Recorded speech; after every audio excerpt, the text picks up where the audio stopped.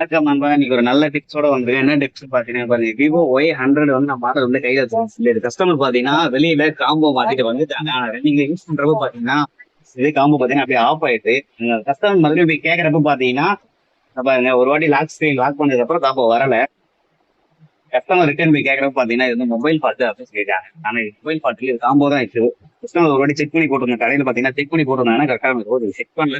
ஒரு வாட்டி செக் பண்ணிட்டு ஆனா ஒர்க் ஆச்சு, அது போட்டு அனுப்பிச்சு விட்டாங்க. அதுக்கப்புறம் ஒர்க் ஆகும்.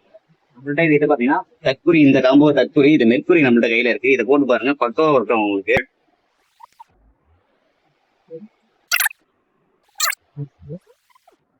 பாருங்க, காம்போ பக்காவா ஆன் ஆயிடுச்சு. உங்களுக்கு இதையும் லாக் ஸ்கிரீன் 1க்கு 2 வாட்டி அழுத்தி காட்டுறேன் பாருங்க உங்களுக்கு.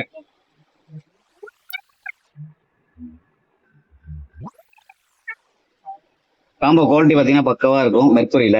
ஏன்னா 500+ தான் இது. உங்க பிரைட்னஸ் நல்லா இன்க்ரீஸ் பண்ணி அதிகமா கொடுக்கும். ஒரிஜினல் கிளாரிட்டி இதுல அப்படியே இருக்கும் உங்களுக்கு. பாருங்க, வந்துருச்சு.